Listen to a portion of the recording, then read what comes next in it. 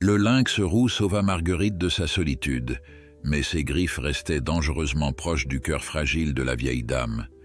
Quand il posa ses pattes sur ses genoux devant la famille terrifiée, personne n'imaginait que ce prédateur sauvage les ferait tous s'effondrer en larmes.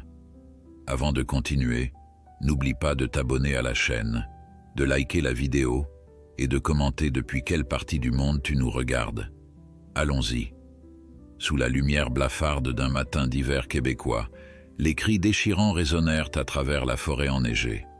Des braconniers, armés et impitoyables, venaient d'abattre une femelle lynx roux, laissant derrière elle un petit orphelin terrifié. Caché dans les fourrés, tremblant de peur et de froid, le chaton de quelques semaines observait avec des yeux écarquillés la scène qui venait de bouleverser son existence. Son pelage tacheté, parfaitement adapté pour se fondre dans l'environnement forestier, lui sauva la vie ce jour-là. Les braconniers, satisfaits de leur trophée, ne prirent pas la peine de chercher d'éventuels petits. C'est ainsi que commença l'histoire de Léo, un jeune lynx roux destiné à un parcours extraordinaire. À quelques kilomètres de là, dans une petite maison en bordure de la réserve faunique, Marianne Beaumont, biologiste spécialisée dans la réhabilitation des félins sauvages, préparait son équipement. À 62 ans, cette femme aux cheveux poivre et sel avait consacré sa vie à la protection des prédateurs du Québec, devenant une référence dans le domaine malgré les critiques et les obstacles. Son téléphone sonna, brisant le silence de son bureau encombré de livres et de rapports scientifiques. « Marianne, c'est Gabriel des gardes forestiers. On a un problème. Des randonneurs viennent de nous signaler une femelle lynx abattue près du lac Noir. On pense qu'il pourrait y avoir des petits dans le secteur. » Le cœur de Marianne se serra. Ces cas devenaient malheureusement trop fréquents. « J'arrive tout de suite. Envoyez-moi les coordonnées GPS. » 40 minutes plus tard, Marianne suivait les traces dans la neige, accompagnée de Gabriel, un garde forestier d'une trentaine d'années, qui admirait secrètement le dévouement de la biologiste. L'air glacial brûlait leurs poumons tandis qu'ils s'enfonçaient dans la forêt dense, suivant les empreintes laissées par les braconniers. « Ils n'ont même pas pris la peine de dissimuler leurs traces, » murmura Gabriel avec dégoût. « Ils deviennent de plus en plus arrogants. » Marianne ne répondit pas, concentrée sur sa mission. Elle savait que chaque minute comptait. Un chaton de lynx orphelin n'avait que très peu de chances de survie dans ces conditions extrêmes, surtout en plein hiver québécois où les températures pouvaient descendre jusqu'à 30 degrés. Ils découvrirent d'abord la femelle, son magnifique pelage maculé de sang sur la neige immaculée. Marianne serra les dents, contenant sa colère. Ce n'était pas le moment de s'abandonner à l'émotion. Elle s'accroupit près du corps, examinant rapidement l'animal. Elle allaitait, constata-t-elle, en observant les mamelles de la femelle. Il y a définitivement au moins un petit dans les parages. Pendant près de 2 heures, ils cherchèrent méticuleusement dans un rayon de plusieurs centaines de mètres. Le soleil commençait à décliner, et avec lui, les chances de retrouver le chaton vivant. « Marianne, il va bientôt faire nuit », avertit Gabriel inquiet. « Nous devrions peut-être reprendre demain avec des renforts. »« Encore 10 minutes », insista-t-elle, refusant d'abandonner. Ce fut à ce moment précis qu'elle l'entendit, un miaulement faible, presque imperceptible, provenant d'un enchevêtrement de racines d'un vieux pin tombé. S'approchant avec précaution, Marianne s'agenouilla et écarta doucement quelques branches.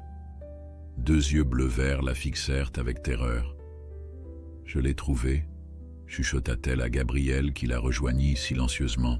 Le chaton, âgé d'environ 2 mois, était recroquevillé dans sa cachette, son petit corps tremblant de froid et de peur. Son pelage tacheté de roux et de noir se soulevait au rythme de sa respiration rapide. « C'est un miracle qu'il ait survécu », murmura Gabriel. « Comment allons-nous le sortir de là ?» Marianne ouvrit son sac à dos et en sortit une petite cage de transport ainsi qu'une couverture thermique. Avec des décennies d'expérience, elle savait exactement comment procéder. « Je vais devoir le saisir rapidement », Il va se débattre, c'est certain. Tiens-toi prêt avec la cage ouverte. Avec des gestes calculés, Marianne enfila ses gants épais, prit une profonde inspiration et plongea les mains dans la cachette. Comme prévu, le chaton feula et griffa, mais la biologiste parvint à l'envelopper fermement dans la couverture avant qu'il ne puisse s'échapper ou la blesser sérieusement. « Là, petit guerrier », murmura-t-elle en sentant le cœur du chaton battre à tout rompre contre sa poitrine. « Tu es en sécurité maintenant. » Gabriel observait la scène avec admiration. Malgré ses griffures et une morsure au poignet qui commençait à saigner à travers son gant, Marianne manipulait l'animal avec un mélange de fermeté et de douceur qui témoignait de sa longue expérience. Le retour fut silencieux, chacun plongé dans ses pensées.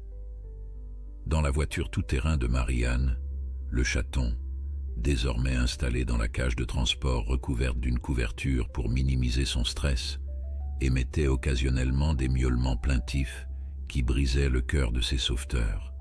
« Tu penses qu'il va s'en sortir ?» demanda finalement Gabriel alors qu'ils approchaient du centre de réhabilitation que Marianne avait fondé 15 ans auparavant. « Je l'espère », répondit-elle simplement. « Les prochaines 48 heures seront déterminantes. » Le centre de réhabilitation de la faune du Québec n'avait rien d'impressionnant vu de l'extérieur, une grande bâtisse en bois au bout d'un chemin forestier, entourée de plusieurs enclos extérieurs et d'une clôture haute pour empêcher les curieux de s'approcher. Mais à l'intérieur se trouvait l'un des équipements les plus avancés de la province pour le soin des animaux sauvages. Sophie Tremblay, vétérinaire spécialisée et amie de longue date de Marianne, les attendait déjà, prévenue par un message de Gabriel. À 35 ans, cette femme énergique aux longs cheveux noirs avait abandonné une carrière prometteuse dans une clinique de Montréal pour rejoindre Marianne dans sa mission. « Alors, voyons ce petit rescapé », dit-elle en aidant Marianne à transporter la cage jusqu'à la salle d'examen. L'évaluation initiale confirma leurs craintes. Le chaton souffrait d'hypothermie, de déshydratation et présentait des signes de malnutrition. Il avait probablement été séparé de sa mère depuis plusieurs jours avant que celle-ci ne soit tuée. « Je lui donne 8 semaines, peut-être 9, estima Sophie en l'examinant attentivement sous la lumière vive de la table d'examen. C'est un mâle et malgré tout il semble plutôt robuste. « On l'appelle comment ?» demanda-t-elle en préparant une perfusion pour réhydrater le petit félin.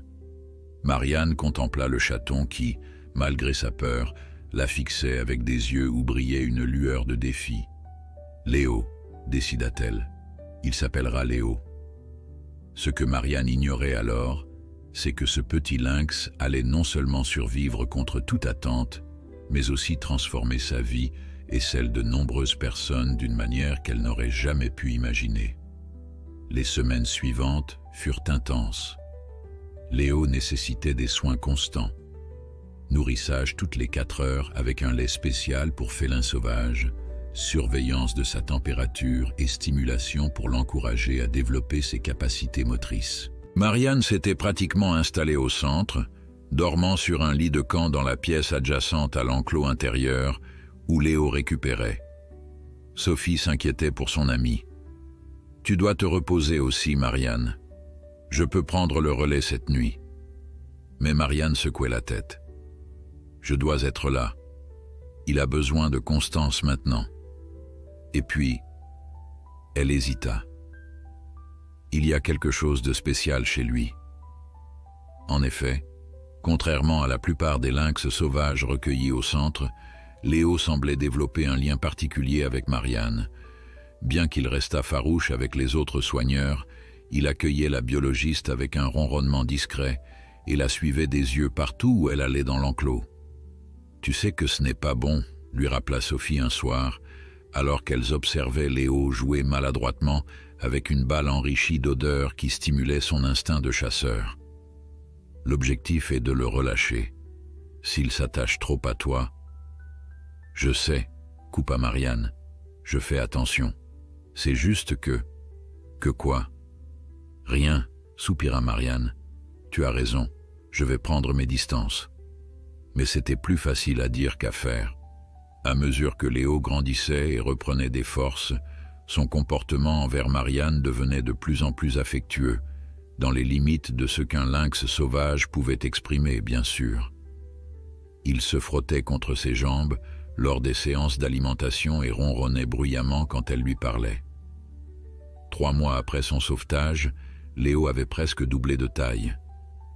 Son pelage roux tacheté brillait de santé, et ses yeux, désormais d'un jaune-vert intense, suivaient chaque mouvement avec une intelligence vive.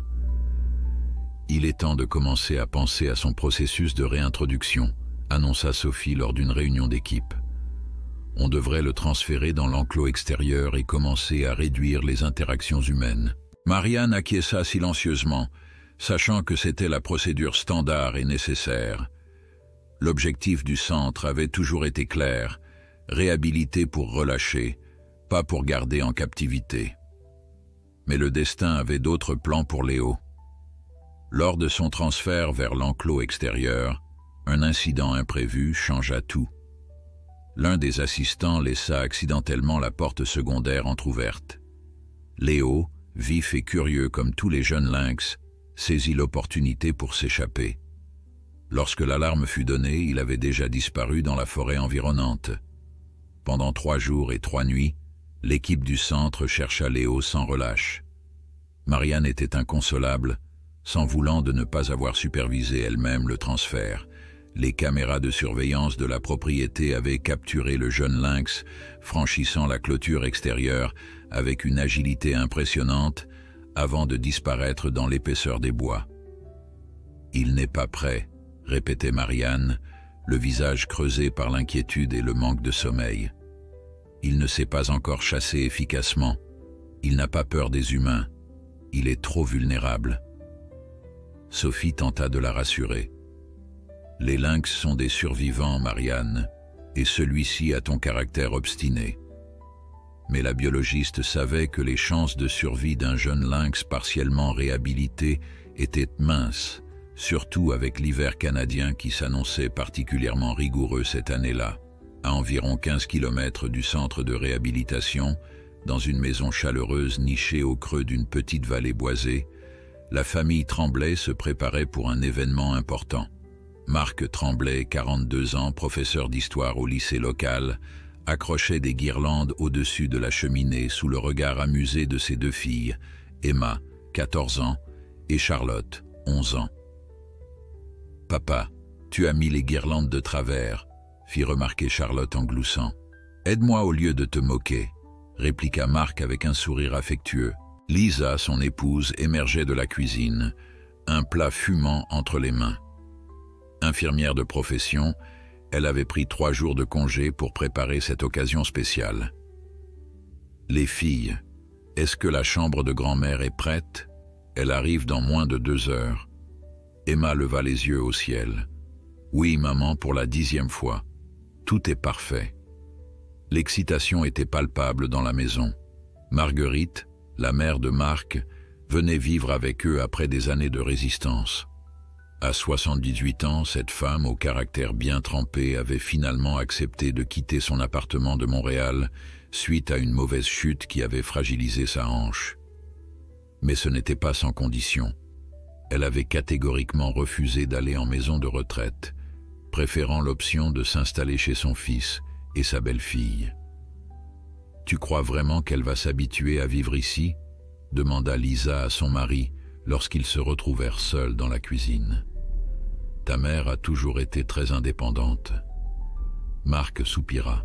« Elle n'a pas vraiment le choix, et nous non plus. Je ne la laisserai pas seule après ce qui s'est passé. » Lisa posa une main réconfortante sur l'épaule de son mari. « Nous ferons de notre mieux. Les filles sont ravies, en tout cas. » En effet, Emma et Charlotte adoraient leur grand-mère, cette femme au récit captivant qui avait travaillé comme photojournaliste à travers le monde avant de prendre sa retraite. Marguerite avait couvert des conflits, des catastrophes naturelles, mais aussi des histoires de résilience et d'espoir. Son appartement était un véritable musée de souvenirs exotiques et de photographies saisissantes. J'ai installé son fauteuil préféré près de la fenêtre, annonça Emma en rejoignant ses parents. Elle pourra observer les oiseaux dans le jardin. Pendant ce temps, à quelques centaines de mètres de là, Léo luttait pour sa survie.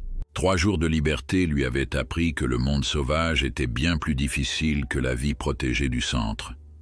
Affamé, le jeune lynx avait tenté sans succès de chasser quelques écureuils et lièvres. Sa technique était encore maladroite, trop bruyante, trop prévisible. Les proies s'échappaient bien avant qu'il ne puisse s'approcher suffisamment. La faim et le froid commençaient à l'affaiblir dangereusement. Son instinct le poussait à chercher un abri sûr, et curieusement, plutôt que de s'enfoncer davantage dans la forêt, il se dirigeait vers les signes de présence humaine qu'il associait inconsciemment à la sécurité et à la nourriture. C'est ainsi que, guidé par les odeurs de cuisine et la promesse de chaleur, Léo se retrouva à rôder autour de la propriété des Tremblay en ce début de soirée hivernale.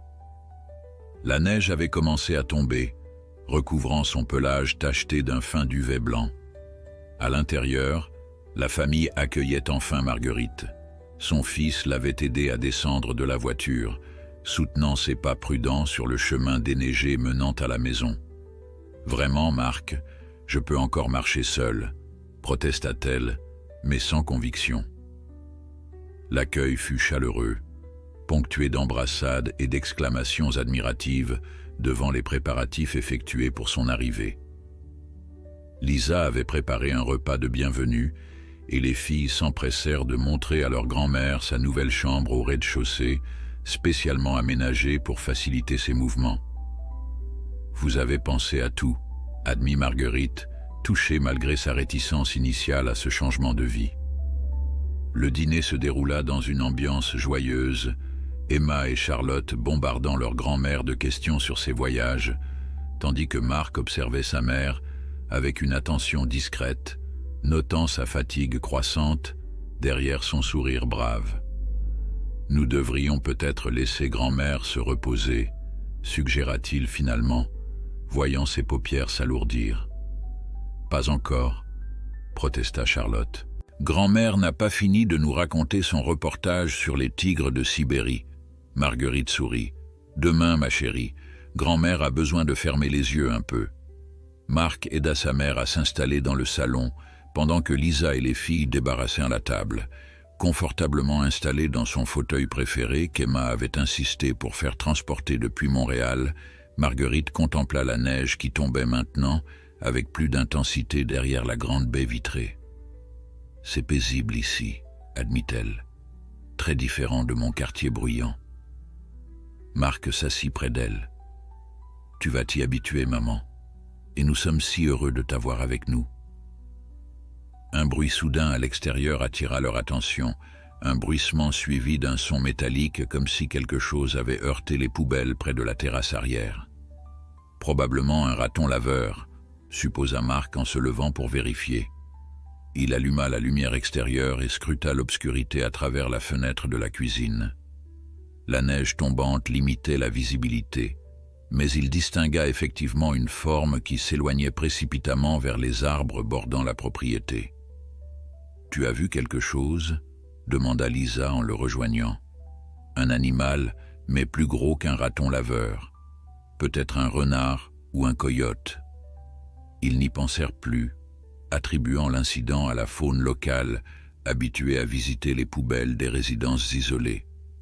La soirée se termina tranquillement, chacun rejoignant sa chambre avec la satisfaction d'avoir franchi cette première étape importante, l'installation de Marguerite dans son nouveau foyer. Ce que la famille ignorait, c'est que Léo, attiré par les odeurs de nourriture, avait effectivement tenté d'explorer les alentours de la maison avant d'être effrayé par la lumière soudaine. Mais au lieu de s'enfuir définitivement, il s'était simplement retiré à la lisière du jardin, trouvant refuge sous la remise à bois. Épuisé et affamé, le jeune lynx s'était roulé en boule dans ce relatif abri, son corps tremblant luttant contre le froid mordant de la nuit québécoise. Au petit matin, Emma fut la première levée. Passionnée d'ornithologie, Elle aimait observer les oiseaux qui venaient se nourrir aux mangeoires installés dans le jardin. Enveloppée dans sa robe de chambre, une tasse de chocolat chaud entre les mains, elle s'installa silencieusement près de la fenêtre du salon, prenant soin de ne pas réveiller sa grand-mère qui dormait encore dans sa chambre adjacente. La neige avait cessé de tomber, laissant un paysage immaculé baigné par la lumière rose de l'aube. Emma saisit ses jumelles et commença son observation matinale, notant avec satisfaction la présence de mésanges à tête noire et de cardinaux rouges éclatants contre la blancheur environnante. C'est alors qu'elle le vit, un mouvement furtif près de la remise à bois. Au début, elle pensa à un gros chat, peut-être celui des voisins qui vivaient à 1 kilomètre de là.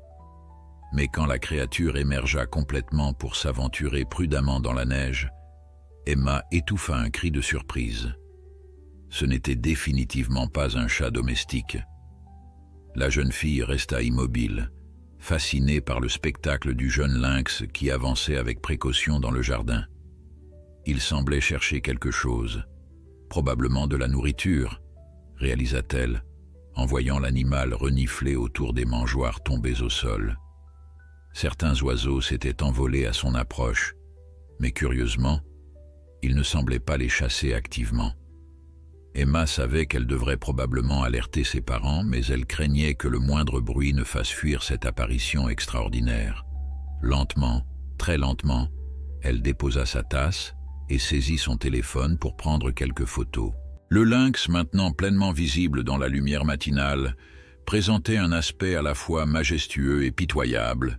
Son pelage magnifiquement tacheté était souillé et ébouriffé, et même à distance, elle pouvait voir que l'animal était maigre, ses flancs creusés trahissant plusieurs jours sans nourriture substantielle. Ce qui frappa le plus Emma, cependant, fut le comportement inhabituel du félin.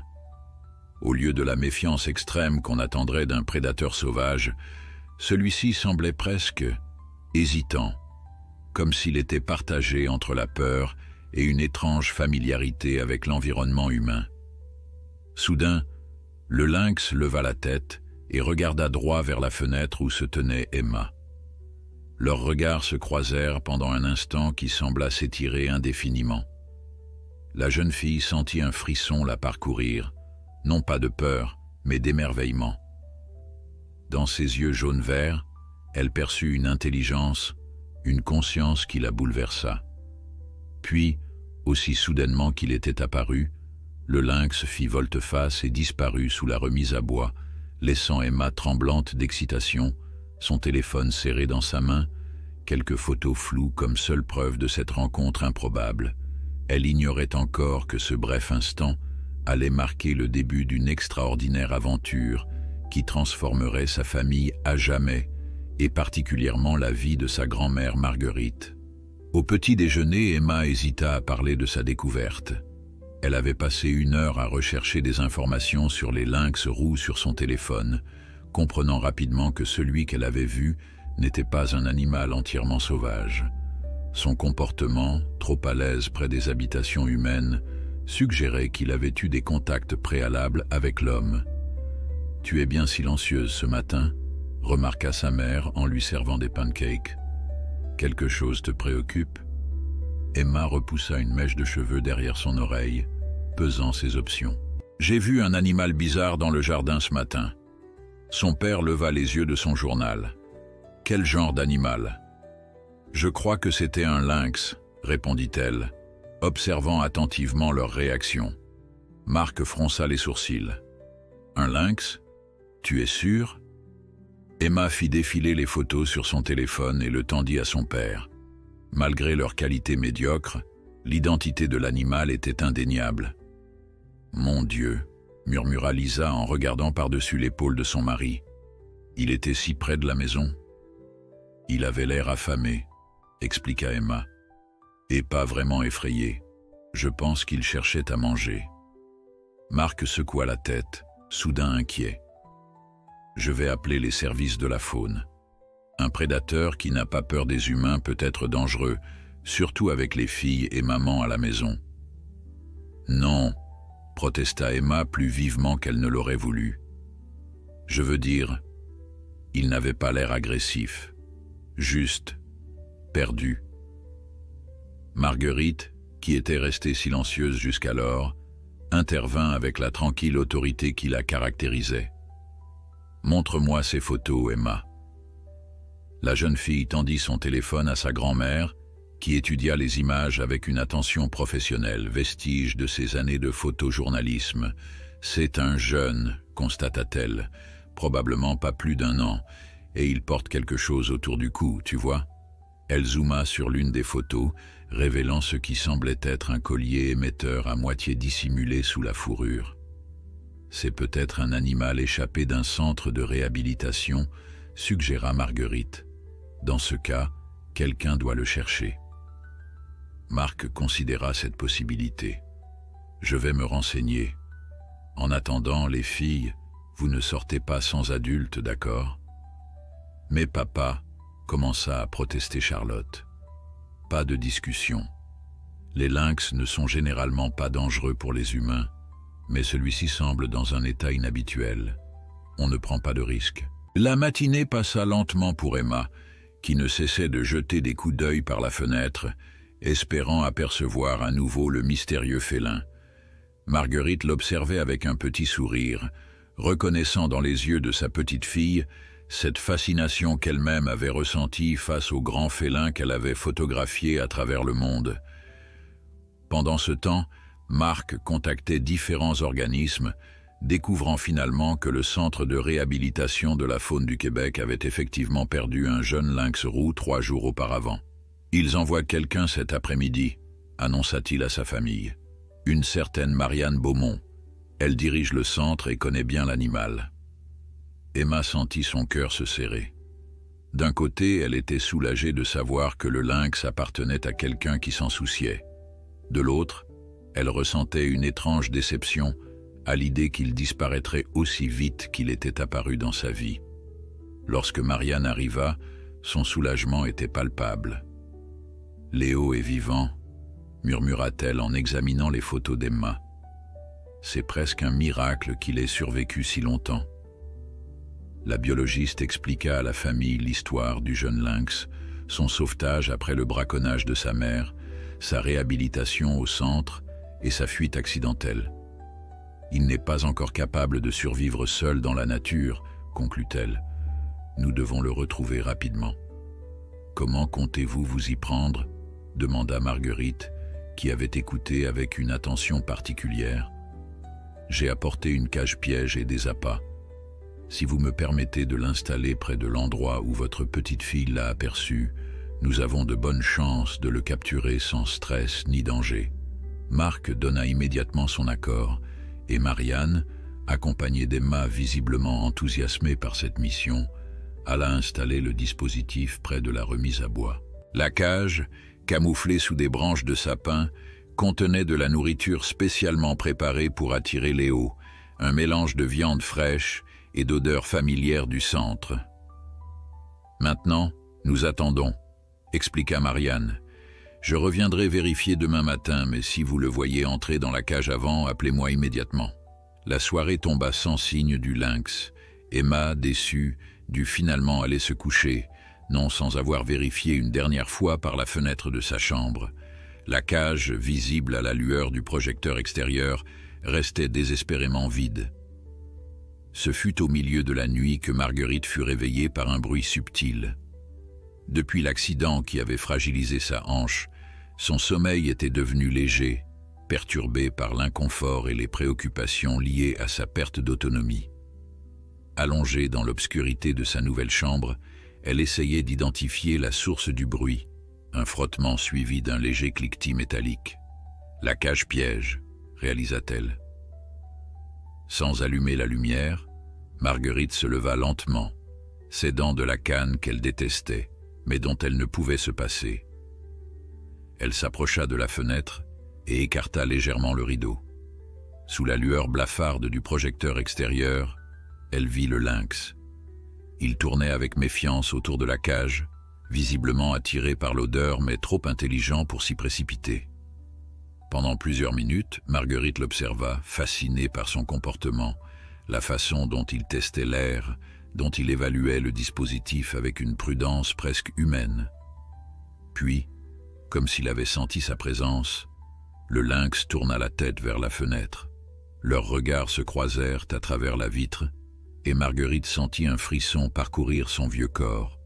Il y avait quelque chose dans ses yeux, une intelligence, une profondeur qui la ramenait à ses rencontres avec les grands félins d'Afrique et d'Asie. Ce n'était pas un simple animal affamé, c'était une créature consciente, prise entre deux mondes. Mue par une impulsion qu'elle ne s'expliquait pas, Marguerite prit sa décision.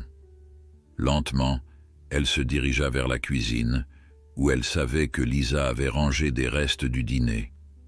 Elle en préleva un morceau de poulet, puis, enfilant son manteau par-dessus sa chemise de nuit, elle déverrouilla la porte arrière avec des gestes précautionneux pour ne pas réveiller la maisonnée. L'air glacial de la nuit la saisit, mais elle l'ignora. Avec une détermination tranquille, elle s'avança sur la terrasse, le morceau de poulet à la main. Le lynx s'était figé, observant cette apparition inattendue.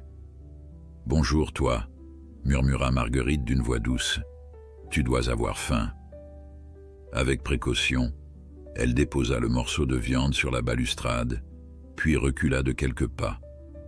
Le lynx hésita, clairement tiraillé entre méfiance et faim. Finalement, la faim l'emporta.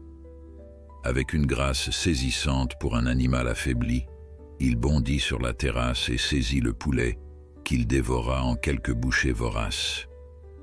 Marguerite resta immobile, consciente qu'elle prenait un risque mais étrangement sereine.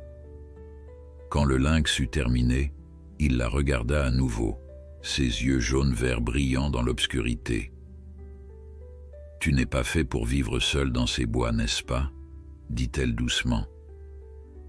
Comme en réponse, le lynx s'approcha d'un pas, puis d'un autre, jusqu'à n'être plus qu'à 1 mètre d'elle. Marguerite retint son souffle. L'animal la reniflait à distance, évaluant cette humaine qui ne montrait ni peur ni menace. Ce moment suspendu fut brisé par la voix alarmée de Marc. « Maman, mon Dieu, maman !» La lumière de la cuisine s'alluma, et le lynx disparut dans la nuit aussi vite qu'un mirage, laissant Marguerite face à son fils horrifié. « Tu es complètement inconsciente !» s'exclama Marc en la ramenant précipitamment à l'intérieur. « Ce lynx aurait pu t'attaquer. »« Ne sois pas ridicule, » répliqua calmement Marguerite.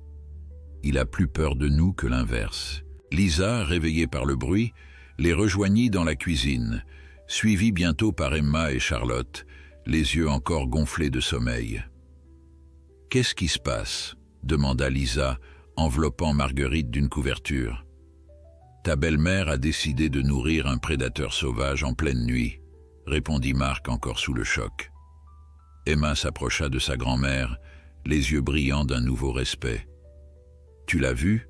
Il est venu vers toi ?»« Oui, » confirma Marguerite avec un petit sourire, « et il n'entrera jamais dans cette cage, crois-moi. Il est trop malin pour ça. »« On doit appeler Madame Beaumont, » insista Marc.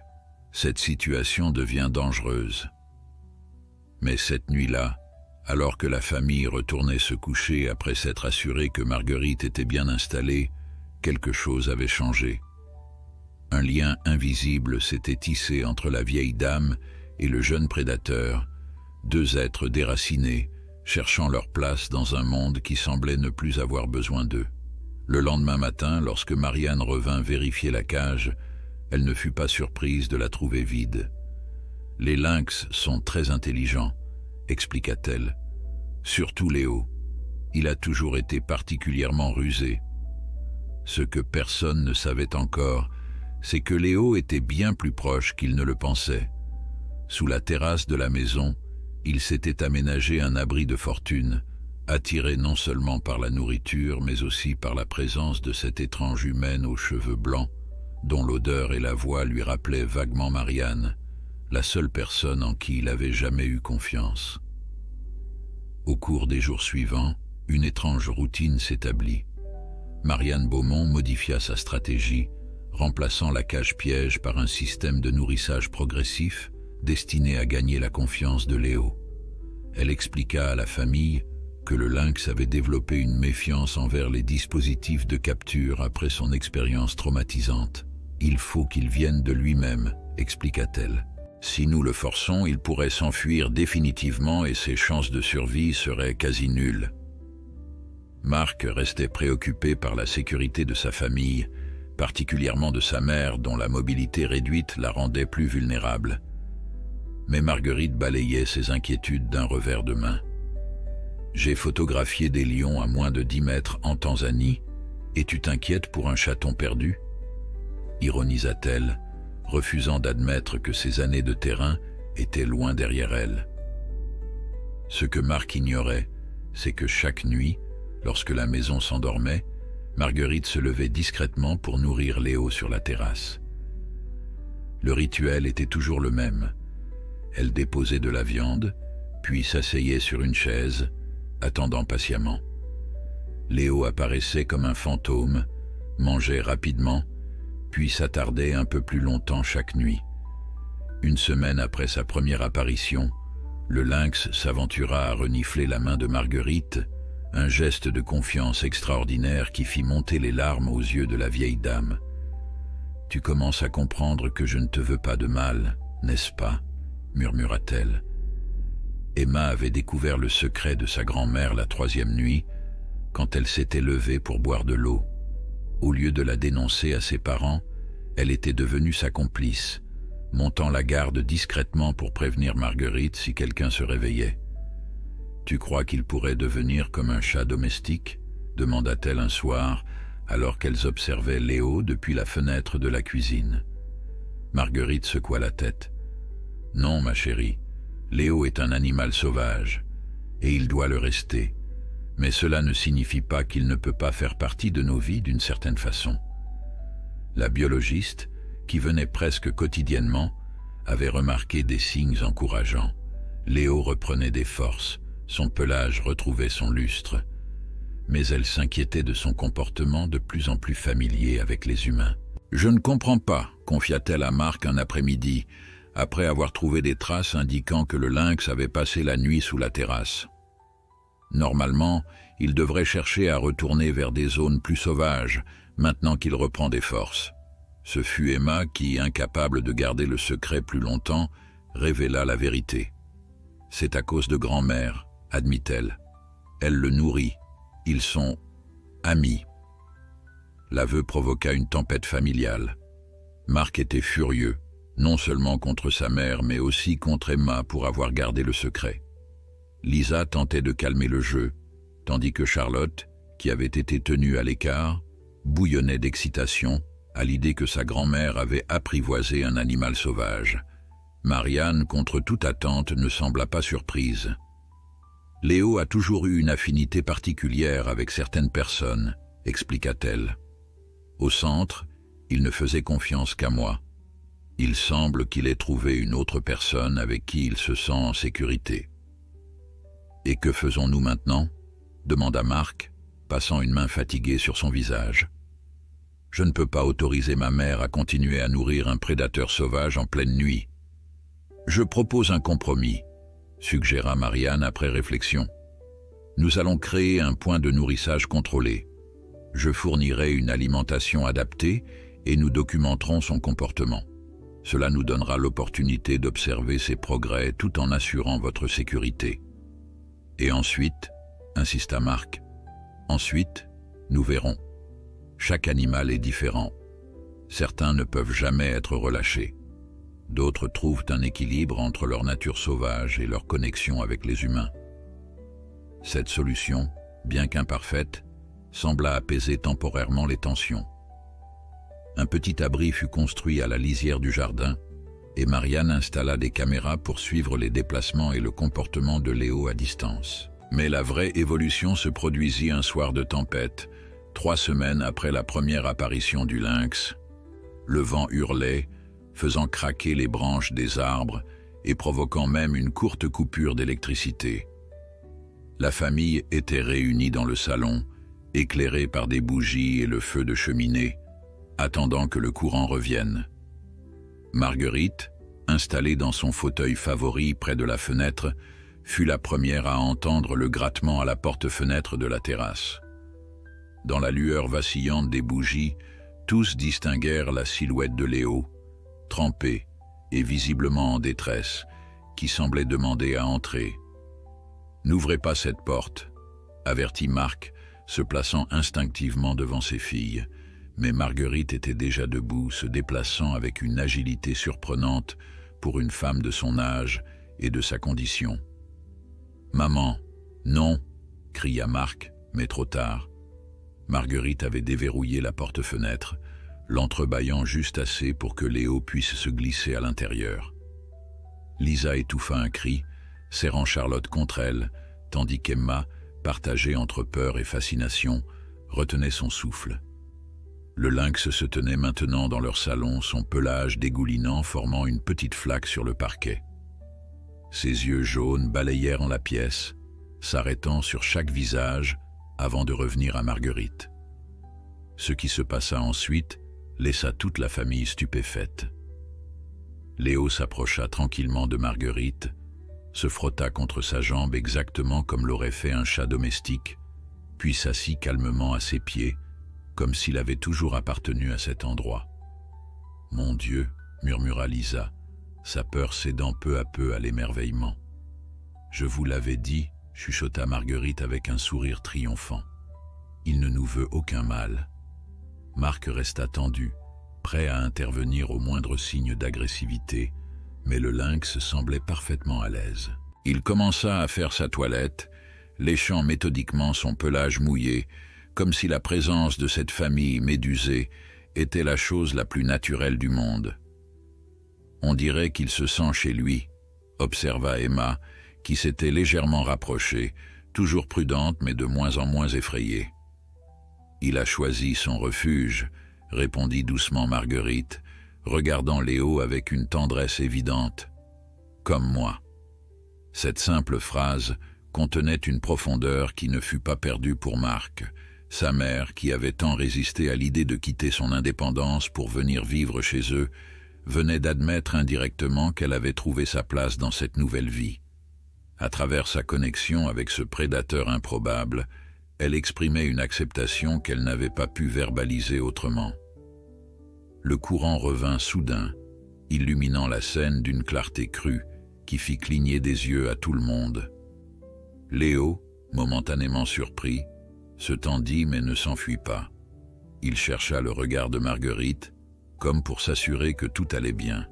« Que fait-on maintenant » demanda Lisa, brisant le silence presque révérencieux qui s'était installé. « On appelle Marianne », répondit Marc, qui, malgré son inquiétude, ne pouvait s'empêcher d'être touché par ce qu'il venait de voir. Elle doit être informée de ce développement. La biologiste arriva en un temps record malgré la tempête qui faisait encore rage. Quand elle entra dans le salon et vit Léo paisiblement installé près du fauteuil de Marguerite, elle s'arrêta net, les yeux écarquillés. « C'est extraordinaire », murmura-t-elle. « En 20 ans de travail avec les félins sauvages, je n'ai jamais vu un tel comportement. » Elle s'accroupit à distance respectueuse, observant attentivement le lynx qui lui rendit son regard avec ce qui ressemblait presque à de la reconnaissance. « Qu'est-ce que cela signifie ?» demanda Marc. « Pour lui et pour nous ?» Marianne secoua lentement la tête. « Je ne sais pas encore. Mais une chose est certaine, Léo a fait un choix qui va à l'encontre de tout ce que nous croyons savoir sur la réhabilitation des prédateurs sauvages. Cette nuit-là, contre toute attente et toutes les règles de sécurité habituelles, Léo resta dans la maison. Marianne insista pour rester également, dormant sur le canapé pour surveiller la situation. Mais ses inquiétudes semblaient infondées. Le lynx passa la nuit roulé en boule, au pied du lit de Marguerite, aussi paisible qu'un chat domestique après une longue journée de jeu. Le lendemain matin, la famille se réunit autour de la table du petit déjeuner, Marianne les rejoignant avec des cernes témoignant de sa nuit de veille. Léo, contre toute attente, se tenait tranquillement près du fauteuil de Marguerite, observant la scène domestique avec une curiosité tranquille. « Nous sommes dans une situation sans précédent, » commença Marianne, tournant sa tasse de café entre ses mains. « Légalement, je ne peux pas vous autoriser à garder un lynx roux chez vous. C'est une espèce protégée, et les lois sont très claires concernant la détention d'animaux sauvages. » Marc hocha la tête, soulagé que la biologiste aborde enfin cet aspect pratique. « Exactement. C'est trop dangereux et probablement illégal. » Cependant, poursuivit Marianne, surprenant tout le monde, je n'ai jamais vu un cas comme celui-ci. Léo a établi une connexion que je qualifierais presque de spirituelle avec votre mère. Marguerite, qui était restée silencieuse, intervint avec une détermination tranquille. Je ne le laisserai pas repartir dans un centre. Regardez-le. Il a choisi d'être ici. Le lynx, comme pour confirmer ses paroles, s'approcha d'elle et posa sa tête sur ses genoux, un geste d'une tendresse bouleversante qui fit monter les larmes aux yeux d'Emma. Marianne soupira. « Je propose un arrangement temporaire, le temps de réfléchir à une solution permanente. Officiellement, Léo reste sous la responsabilité du centre. Je déclarerai qu'il participe à un programme expérimental de réhabilitation avec supervision professionnelle. » Et officieusement, demanda Lisa, qui commençait elle aussi à s'attacher à la présence étonnamment apaisante du félin. Officieusement, nous allons observer ce qui se passe ici. C'est une opportunité scientifique unique d'étudier comment un prédateur sauvage peut développer une relation sécurisée avec des humains sans perdre son essence. Le programme expérimental prit rapidement forme. Marianne installa des caméras dans plusieurs pièces de la maison avec l'accord de la famille et conçut un protocole d'observation minutieux. Elle mit également en place un enclos extérieur sécurisé où Léo pourrait passer du temps dehors sans risquer de s'échapper ou d'être aperçu par des visiteurs inattendus, car la présence d'un lynx dans une maison familiale devait rester discrète. Si les autorités locales ou les services de protection de la faune en avaient vent en dehors du cadre contrôlé établi par Marianne, les conséquences pourraient être graves, pour Léo comme pour la carrière de la biologiste. Les jours passèrent, se transformant en semaines, et un phénomène remarquable se produisit. Non seulement Léo s'épanouissait dans ce cadre hybride entre captivité et liberté, mais Marguerite aussi. Sa mobilité s'améliorait visiblement. Elle, qui avait eu besoin d'aide pour de simples déplacements dans la maison, se mettait désormais à jardiner sous prétexte de surveiller Léo dans son enclos extérieur. « C'est fascinant », confia Marianne à Marc un après-midi, alors qu'ils observaient Marguerite qui montrait des fleurs à Léo avec l'enthousiasme d'une institutrice. « Votre mère a trouvé une motivation que ni la kinésithérapie ni les encouragements familiaux n'avaient pu susciter. » Marc devait admettre que sa réticence initiale s'estompait. Elle n'a pas été aussi vivante depuis des années. Avant sa chute, elle parlait de faire un dernier voyage photographique en Amazonie. Après l'accident, elle semblait avoir renoncé à tout. Le médecin de Marguerite, le docteur Bouchard, fut stupéfait lors de sa visite mensuelle. « Je ne comprends pas », admit-il en examinant sa patiente. « Votre densité osseuse s'est améliorée, votre tension artérielle est parfaite et votre morale... » Il s'interrompit, remarquant l'éclat dans les yeux de sa patiente. « Qu'avez-vous changé dans votre routine ?» Marguerite échangea un regard complice avec Emma qui assistait à la consultation. « Disons que j'ai trouvé une nouvelle passion pour la faune locale. » Cette amélioration spectaculaire ne passa pas inaperçue dans le petit cercle d'amis de Marguerite. Claudine, sa plus vieille amie qui vivait à Montréal, vint lui rendre visite un week-end, ce qui provoqua une crise logistique pour dissimuler la présence de Léo. « Il passera la journée dans ma chambre », décréta Emma qui avait développé sa propre relation avec le lynx. Pas aussi profonde que celle qu'il entretenait avec Marguerite, mais empreinte d'un respect mutuel. La visite se déroulait parfaitement jusqu'à ce que Claudine, bavardant avec Marguerite dans le jardin, remarque l'enclos camouflé derrière des arbustes. « Qu'est-ce que c'est que ça ?» demanda-t-elle en s'approchant. « On dirait une cage de zoo. » Marc intervint rapidement. « C'est un projet d'Emma pour l'école. Elle étudie les écosystèmes locaux. » Claudine sembla accepter cette explication, mais l'incident rappela à tous la précarité de leur arrangement. La présence de Léo ne pourrait pas rester secrète éternellement. Cette réalité devint encore plus évidente lorsque Jean-Philippe Mercier, le garde-chasse local, se présenta à l'improviste un mardi après-midi alors que Léo somnolait tranquillement dans le salon. « Désolé de vous déranger, monsieur Tremblay », dit-il après que Marc l'eut accueilli sur le perron, bloquant délibérément la vue de l'intérieur. « Nous avons des signalements d'un possible lynx roux dans le secteur. Les voisins des Rousseau pensent avoir vu des traces inhabituelles près de leur poulailler. » Marc s'efforça de paraître détendu. « Vraiment ? Nous n'avons rien remarqué d'inhabituel. » « Je peux jeter un coup d'œil autour de votre propriété ? Les lynx peuvent avoir un large territoire. » À cet instant précis, Lisa apparut, souriante mais clairement tendue. « Jean-Philippe, quelle surprise! Vous prendrez bien un café ? » Marc allait justement me rejoindre pour discuter de la rénovation de la terrasse. Cette diversion improvisée fonctionna, donnant à Charlotte le temps de monter discrètement Léo à l'étage. Mais l'incident secoua la famille et poussa Marianne à accélérer ses démarches pour trouver une solution permanente.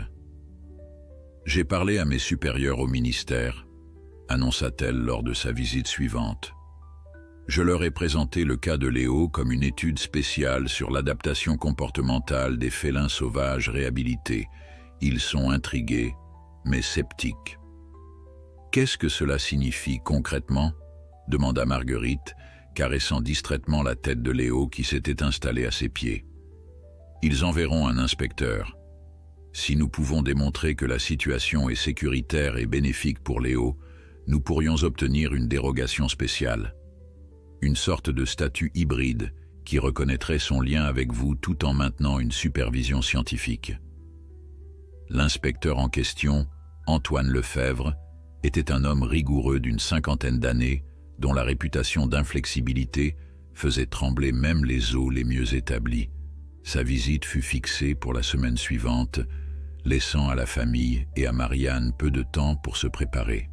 « Il faut que tout soit impeccable », insista la biologiste. « L'enclos extérieur doit répondre aux normes des installations professionnelles.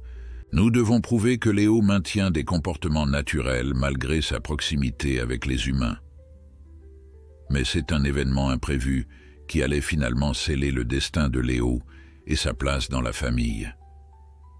2 jours avant l'inspection officielle, alors que Marguerite se reposait seule dans le salon, Marc et Lisa étaient partis faire des courses et les filles étaient à l'école. Un homme s'introduisit dans la maison. Il s'agissait d'un cambrioleur opportuniste qui, repérant une maison isolée apparemment occupée seulement par une personne âgée, avait forcé la porte arrière de la cuisine. Marguerite, assoupie dans son fauteuil, ne l'entendit pas immédiatement. Ce fut le grondement sourd de Léo surgissant de sa sieste sous l'escalier qui la réveilla en sursaut.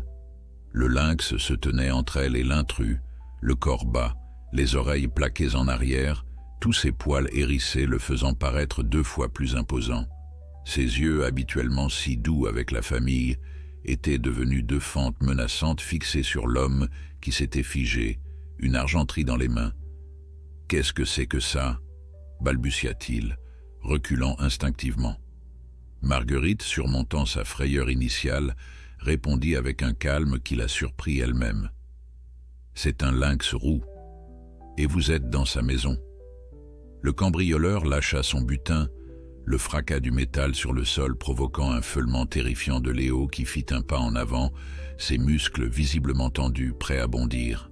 « Appelez-le » supplia l'homme, plaqué contre le mur. « Je m'en vais, je ne reviendrai pas, promis. »« Léo, tout va bien, » dit doucement Marguerite, s'approchant lentement du félin et posant une main légère sur son dos frémissant. Cet homme partait justement. L'intrus ne se le fit pas dire 2 fois. Dès que Léo, toujours grondant mais maintenu par la présence rassurante de Marguerite, s'écarta légèrement du passage, il se précipita vers la porte et disparut en courant.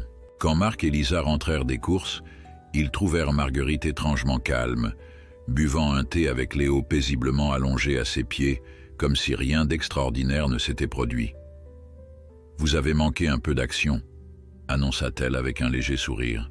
« Nous avons eu un visiteur indésirable. » Le récit de l'incident laissa la famille stupéfaite. Marc, horrifié à l'idée que sa mère aurait pu être blessée, insista pour appeler immédiatement la police. Mais Marguerite refusa catégoriquement. Et leur dire quoi? Qu'un lynx roux a défendu la maison? Nous aurions plus de problèmes que ce cambrioleur. Lisa s'agenouilla près de Léo, l'examinant avec un regard nouveau. « Tu as protégé notre mère », murmura-t-elle, osant pour la première fois caresser directement le félin qui accepta le geste avec une dignité tranquille. L'histoire prit une tournure inattendue lorsque, le soir même, un agent de police se présenta à leur porte.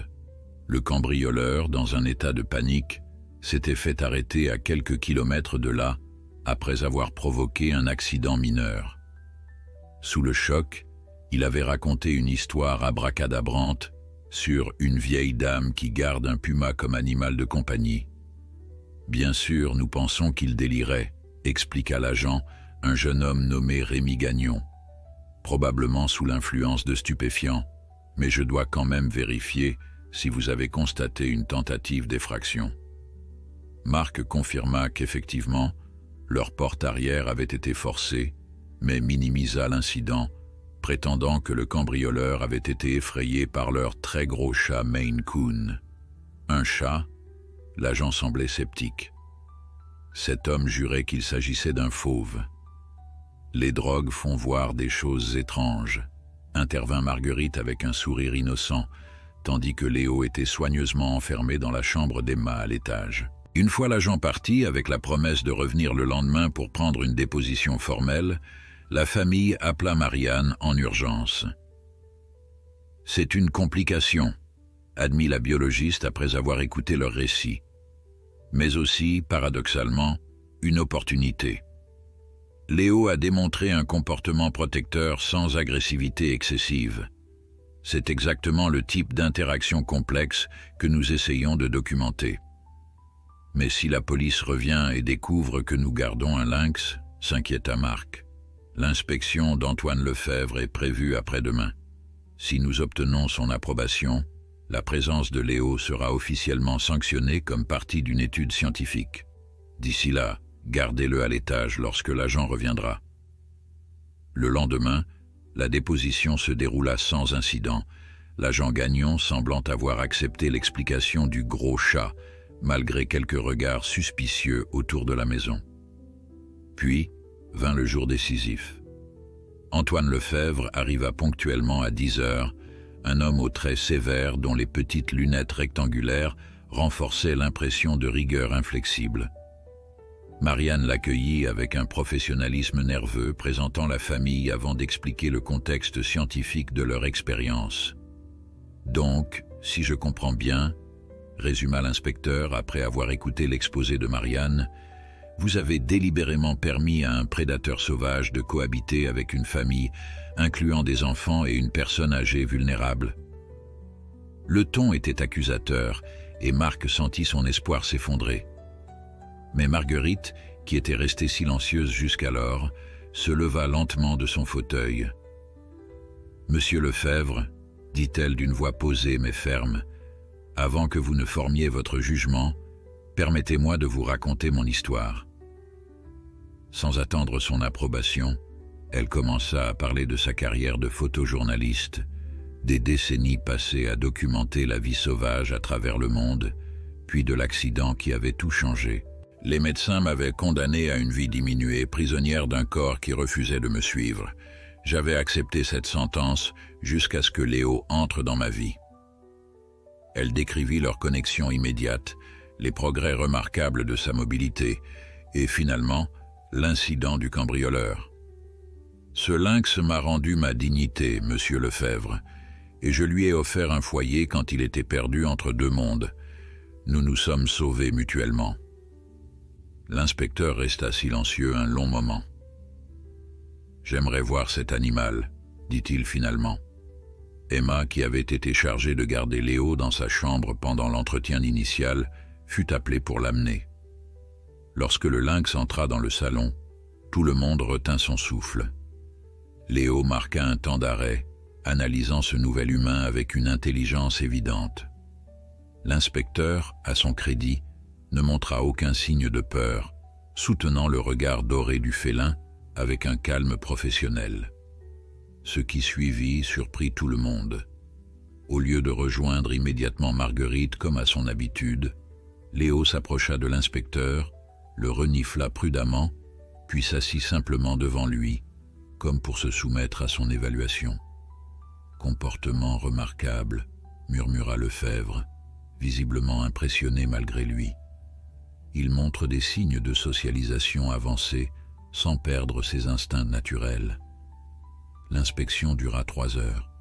L'inspecteur examina minutieusement l'enclos extérieur, les aménagements de la maison et surtout observa les interactions entre Léo et chaque membre de la famille. Il posa des questions précises à Marianne sur son protocole d'observation, prit d'innombrables notes et filma plusieurs séquences avec Léo. Finalement, alors que la tension atteignait son comble, il referma son dossier et fit face à la famille réunie. « Ce que vous avez établi ici défie toutes les conventions de conservation et de réhabilitation, » commença-t-il, et Marc sentit son cœur se serrer. « Dans pratiquement tous les cas similaires, je recommanderais le transfert immédiat de l'animal dans une installation spécialisée. » Marguerite serra instinctivement le bras de son fauteuil, son visage soudain pâle. « Cependant, » poursuivit l'inspecteur, « je dois reconnaître que vous avez créé quelque chose d'unique. La relation entre Madame Tremblay et ce lynx présente un intérêt scientifique indéniable et les bénéfices semblent mutuels. » Il se tourna vers Marianne. « Je vais recommander une dérogation spéciale sous plusieurs conditions strictes. L'animal restera officiellement la propriété du centre de réhabilitation, avec vous comme responsable scientifique. Des inspections trimestrielles seront obligatoires. L'enclos extérieur devra être amélioré selon les spécifications que je vous fournirai. Et bien sûr, aucun visiteur extérieur sans autorisation préalable. » Un silence stupéfait accueillit ces paroles, suivi d'une explosion de joie contenue. Emma et Charlotte s'étreignirent, Lisa essuya discrètement une larme, et Marguerite rayonnait d'une lumière intérieure qui la transformait. « Une dernière chose, » ajouta l'inspecteur, alors qu'il se préparait à partir. « Je suis curieux. Comment expliquez-vous cette connexion exceptionnelle entre un prédateur sauvage et une humaine ?» Marguerite caressa doucement Léo, qui s'était naturellement installé à ses pieds. « Nous sommes 2 âmes qui refusent d'être définies par les limites que les autres nous imposent, » répondit-elle simplement. L'inspecteur hocha la tête, un rare sourire adoucissant ses traits austères. « Je cite votre cas dans mon rapport comme un exemple d'adaptation comportementale mutuelle entre espèces, mais j'aime votre explication. Elle est plus poétique. » Après son départ, la maison explosa de cris de joie et de rire. Charlotte dansait avec Emma, Marc serrait Lisa dans ses bras, et même Marianne, habituellement si professionnelle, s'autorisa quelques larmes d'émotion. Au milieu de cette célébration, Marguerite resta calme, une main posée sur la tête de Léo. « Tu entends ça ?» lui murmura-t-elle. « Tu as trouvé ta maison pour toujours. » Ce soir-là, la famille organisa un dîner spécial pour célébrer. Lisa prépara un rôti, plat préféré de Marguerite, et Marc déboucha une bouteille de champagne qu'il gardait pour une occasion spéciale. Même Léo eut droit à un festin, un morceau de viande crue de première qualité que Marianne avait apporté spécialement. « Je propose un toast », annonça Marc levant son verre. à Léo, le membre le plus improbable de notre famille, qui nous a appris que parfois, les plus belles connexions naissent là où on les attend le moins. À Léo, répétèrent-ils en chœur, tandis que le lynx, comme s'il comprenait l'importance du moment, se tenait majestueusement près de la table, son regard intelligent passant d'un visage à l'autre. Plus tard dans la soirée, alors que le calme était revenu dans la maison, Marguerite s'installa dans son fauteuil avec un album photo qu'elle n'avait pas ouvert depuis des mois. Léo, curieux, sauta avec une agilité surprenante sur la coudoir pour observer les images. « Regarde », dit-elle en tournant les pages remplies de clichés de félins sauvages, lions d'Afrique, tigres d'Inde, jaguars d'Amazonie. J'ai passé ma vie à les observer de loin, à capturer leur essence sans jamais vraiment les comprendre. Et maintenant, elle tourna la tête vers Léo qui la fixait avec une attention presque humaine. Maintenant, j'ai l'impression de comprendre quelque chose que je cherchais depuis toujours. Ce que Marguerite ne savait pas encore, c'est que sa relation avec Léo allait non seulement transformer sa propre existence, mais aussi ouvrir des portes inattendues pour sa famille entière, et peut-être même changer la façon dont les humains perçoivent leur relation avec les prédateurs sauvages. Dans les semaines qui suivirent l'approbation officielle, la vie avec Léo prit un rythme étonnamment naturel. L'enclos extérieur fut amélioré selon les spécifications de l'inspecteur, créant un espace où le lynx pouvait exprimer ses comportements naturels tout en restant en sécurité. Marianne continuait ses visites régulières, documentant méticuleusement chaque aspect de cette cohabitation inédite pour son étude scientifique. Mais au-delà des aspects formels, c'est la transformation de la dynamique familiale qui était la plus frappante. Marguerite, autrefois réticente à accepter sa nouvelle vie dépendante, rayonnait désormais d'une énergie renouvelée. Sa thérapie physique, qu'elle suivait auparavant avec résignation, était maintenant abordée avec détermination. Pour pouvoir suivre ce jeune fou dans le jardin, plaisantait-elle en parlant de Léo. Emma, l'adolescente habituellement réservée, s'était découvert une passion pour l'éthologie et passait des heures à observer et noter le comportement de Léo, remplissant des carnets entiers d'observations minutieuses. « Je pense que je veux devenir biologiste », annonça-t-elle un soir au dîner, provoquant un sourire fier chez Marianne. Charlotte, plus jeune et naturellement exubérante, avait développé un jeu complexe avec le lynx, une sorte de cache-cache adapté qui respectait l'instinct de prédateur de Léo tout en restant parfaitement sécuritaire, sous la supervision attentive de Marguerite ou de ses parents, bien sûr. Même Marc, initialement le plus réticent de tous, s'était attaché au félin. Il avait pris l'habitude de lire ses copies d'élèves dans le salon le soir, Léo confortablement installé à ses pieds. « Il est plus attentif que certains de mes élèves », plaisantait-il. Lisa, quant à elle, avait trouvé en Léo un allié inattendu pour son jardin. Le lynx, avec son territoire désormais bien défini autour de la propriété, avait efficacement éloigné les cerfs et autres herbivores qui dévastaient habituellement ses plantations.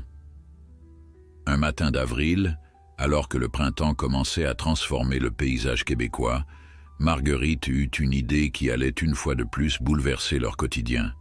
« Je veux reprendre la photographie », annonça-t-elle pendant le petit déjeuner. « C'est une excellente idée, maman », approuva Marc.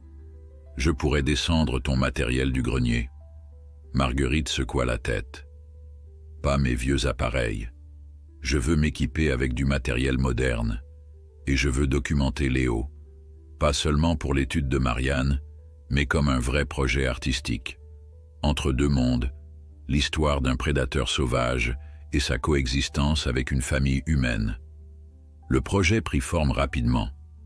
Avec l'aide d'Emma, Marguerite se familiarisa avec les équipements numériques modernes. Ses décennies d'expérience en photographie animalière lui revinrent naturellement, et bientôt, les murs de la maison se couvrirent de clichés saisissants. Léo en plein bond dans la neige, Léo observant les oiseaux depuis la fenêtre du salon, Léo jouant avec Charlotte. Ces photos sont extraordinaires, commenta Marianne lors d'une de ses visites. Elle capture parfaitement cette dualité entre sa nature sauvage et son adaptation à la vie domestique. J'aimerais en faire une exposition, confia Marguerite. Montrer au monde que la coexistence respectueuse est possible. Marianne hésita. C'est délicat. Notre arrangement avec le ministère repose en partie sur la discrétion. Pas nécessairement une exposition publique, précisa Marguerite. Plutôt quelque chose d'académique dans le cadre de ton étude. Une présentation visuelle pour accompagner tes données scientifiques. L'idée fit son chemin et avec l'approbation prudente d'Antoine Lefebvre, un petit symposium fut organisé à l'université où Marianne enseignait occasionnellement. Intitulé « Nouvelles frontières en réhabilitation de la faune sauvage », l'événement réunirait des experts du domaine pour discuter de cas exceptionnels comme celui de Léo. Pendant que ces préparatifs avançaient, la vie quotidienne réservait ses propres surprises. Un soir de mai, alors que toute la famille était réunie dans le salon, Marc corrigeant des copies, Lisa tricotant, les filles faisant leurs devoirs et Marguerite retouchant ses photos sur son nouvel ordinateur portable, Léo, qui somnolait paisiblement près de la cheminée, se redressa soudainement. Ses oreilles pointées, son corps tendu, il fixait intensément la porte-fenêtre donnant sur le jardin. Un grondement sourd monta de sa gorge. « Qu'est-ce qu'il a » demanda Charlotte, légèrement inquiète. « Il a entendu quelque chose », répondit Marguerite qui avait appris à décoder les comportements du lynx. Marc se leva pour vérifier, mais avant qu'il n'atteigne la fenêtre, Léo bondit vers la porte avec une vélocité surprenante. Au même moment, une silhouette apparut brièvement dans l'obscurité extérieure. « Il y a quelqu'un dehors », chuchota Marc, faisant signe à Lisa de prendre les filles et de monter à l'étage. « C'est peut-être le cambrioleur qui revient », suggéra Emma, refusant de bouger. Léo, maintenant posté devant la porte-fenêtre, émettait un son à mi-chemin entre le feulement et le grondement, ses yeux dorés fixés sur un point précis dans l'obscurité. Marguerite s'approcha lentement de lui, posant une main apaisante sur son dos. « Calme-toi, mon beau, nous allons voir. » Marc décrocha son téléphone, prêt à appeler la police, puis alluma brusquement le projecteur extérieur. La lumière révéla non pas un intrus menaçant, mais une jeune femelle lynx roux, visiblement effrayée, figée dans le faisceau lumineux. « Mon Dieu !» murmura Marianne qui était justement présente ce soir-là. « C'est incroyable !» Léo avait cessé de gronder mais restait tendu, son regard rivé sur sa congénère sauvage. La femelle, après un moment d'hésitation, fit quelques pas prudents vers la maison, reniflant l'air où l'odeur de Léo devait être perceptible. « Elle doit avoir senti sa présence dans les environs, » expliqua Marianne. « Les lynx sont généralement solitaires, mais c'est la saison des amours, » compléta Emma, qui avait absorbé une quantité impressionnante d'informations sur les lynx ces derniers mois. Cette visite inattendue créa une situation complexe. D'un côté, elle offrait à Léo une opportunité de contact avec sa propre espèce, quelque chose que Marianne considérait comme précieux pour son développement. De l'autre, elle ravivait la question que tous avaient tacitement évitée. Léo était-il vraiment heureux dans cette vie hybride, ou son appartenance véritable était-elle dans la nature sauvage? « Que devrions-nous faire ?» demanda Lisa, exprimant la préoccupation collective. « Pour l'instant, rien », répondit Marianne. « Observons comment ils interagissent. C'est une opportunité scientifique unique. » Au cours des jours suivants, la femelle lynx, que Charlotte avait spontanément baptisée Luna, revint à plusieurs reprises, toujours prudemment, jamais s'approchant trop de la maison mais clairement attirée par la présence de Léo. Pour faciliter ces rencontres tout en maintenant la sécurité de tous, Marc et Marianne aménagèrent une zone de rendez-vous à l'orée du jardin, un espace où Léo, lorsqu'il était dans son enclos extérieur, pouvait interagir avec Luna à travers le grillage. Ces interactions fascinaient toute la famille. Léo, habituellement si à l'aise dans son rôle de chat domestique géant, retrouvait des comportements typiquement sauvages en présence de Luna, marquage territorial, vocalise spécifique, posture de parade. « C'est comme s'il avait une double personnalité », observa Emma, prenant frénétiquement des notes pour son projet scolaire devenu beaucoup plus ambitieux. Marguerite, qui photographiait discrètement ses rencontres avec son téléobjectif, ressentait des émotions contradictoires. La joie de voir Léo exprimer pleinement sa nature de lynx se mêlait à une crainte inavouée, celle qu'il puisse finalement choisir de retourner à la vie sauvage. Un soir, alors que tous s'étaient retirés, elle resta seule dans le salon avec Léo. Le lynx, inhabituellement agité après une journée où Luna s'était montrée particulièrement entreprenante, faisait les 100 pas devant la porte-fenêtre. « Tu veux la rejoindre, n'est-ce pas ?» murmura Marguerite, une boule dans la gorge. Comme s'il comprenait la question, Léo s'arrêta et tourna son regard doré vers elle. Il s'approcha lentement, puis, dans un geste d'une tendresse bouleversante, posa sa tête sur les genoux de Marguerite. Les larmes montèrent aux yeux de la vieille dame.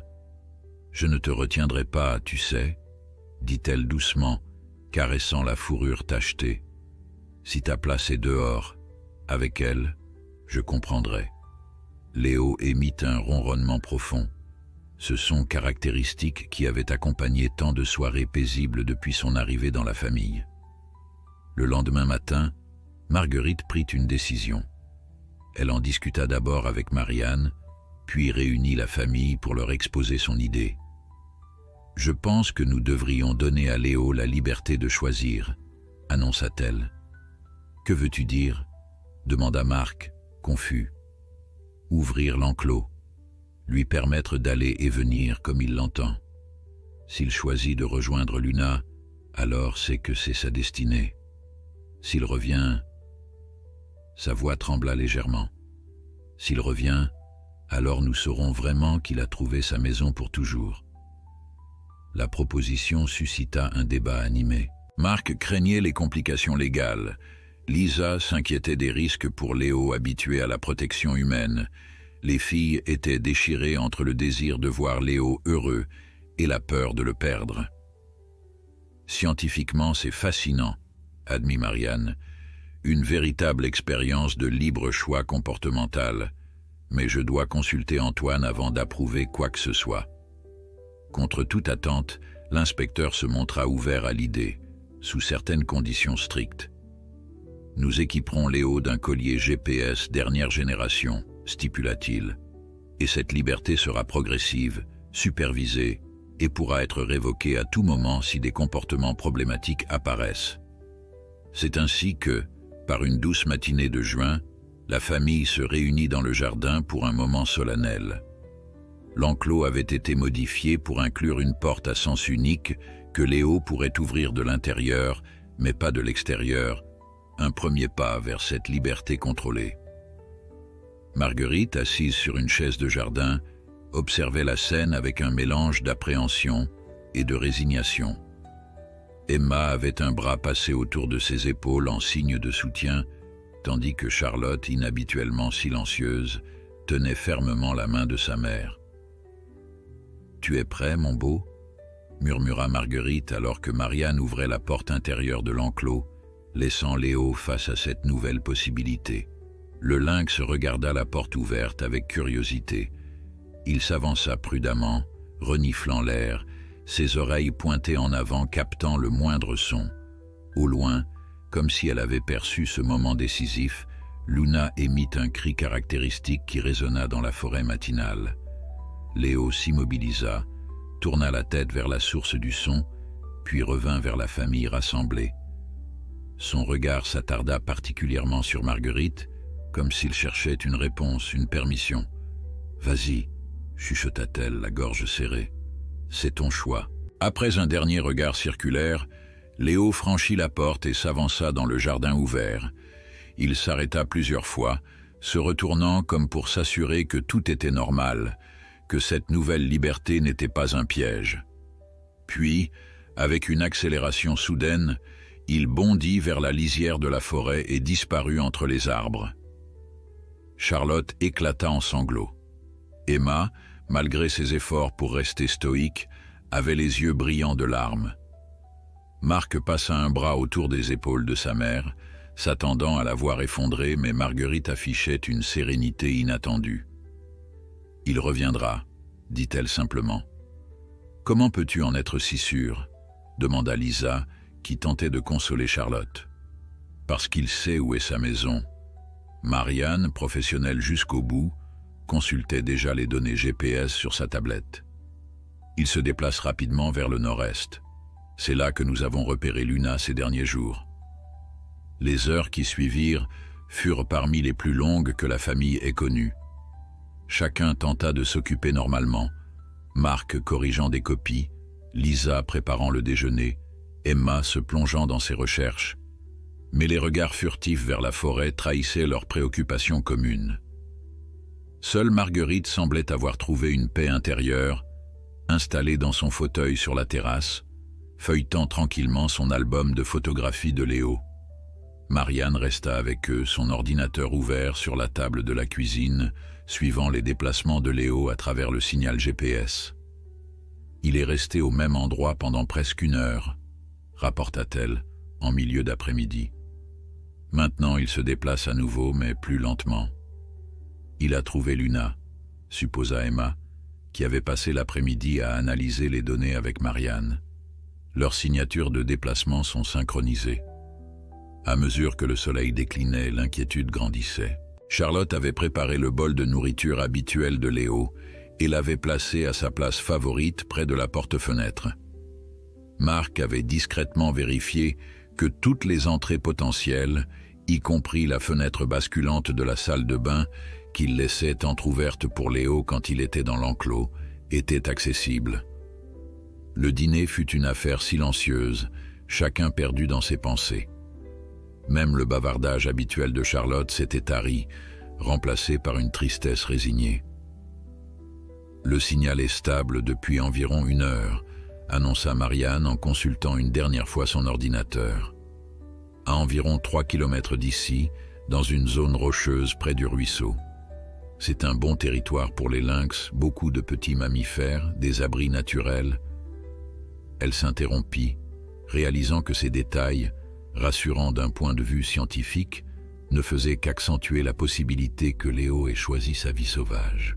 « Je vais rester cette nuit si ça ne vous dérange pas, » proposa-t-elle, pour surveiller le signal. Marguerite se leva lentement. « Inutile, ma chère, nous serons bien assez tôt. » Cette nuit-là, chacun rejoignit sa chambre avec le cœur lourd. Emma, depuis sa fenêtre, scrutait l'obscurité avec ses jumelles, espérant apercevoir une silhouette familière. Charlotte avait insisté pour laisser sa porte ouverte, au cas où Léo reviendrait pendant la nuit et chercherait où dormir. Marguerite, allongée dans son lit, fixait le plafond. Malgré la confiance qu'elle avait affichée, le doute s'immisçait dans son esprit. Avait-elle été égoïste de garder Léo si longtemps? Sa place n'était-elle pas dans la nature, avec ses semblables?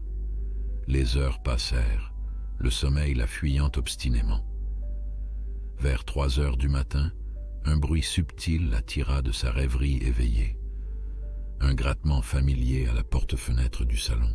Son cœur bondit dans sa poitrine, mais elle se força à rester calme. S'il était revenu, ce n'était pas pour être accueilli par une démonstration d'émotion excessive qui pourrait l'effrayer. Lentement, elle se leva et se dirigea vers le salon, s'aidant de sa canne qu'elle utilisait de moins en moins ces derniers temps. La lune, presque pleine, baignait la pièce d'une lueur argentée, rendant inutile d'allumer la lumière. Et là, derrière la vitre, elle le vit. Léo, son pelage brillant sous la lumière lunaire, attendait patiemment. Marguerite sentit les larmes monter, mais les retint, ne voulant pas troubler ce moment par des émotions trop humaines. D'une main légèrement tremblante, elle déverrouilla la porte-fenêtre. Léo entra calmement, comme s'il revenait d'une simple promenade. Il la renifla, frotta sa tête contre sa jambe, puis se dirigea vers son bol de nourriture qu'il commença à manger avec appétit. Marguerite s'assit dans son fauteuil, observant ce rituel si ordinaire, et pourtant si extraordinaire cette nuit-là. Léo avait eu le choix. Il avait goûté à la liberté totale, avait probablement rencontré Luna, avait exploré les possibilités d'une vie pleinement sauvage.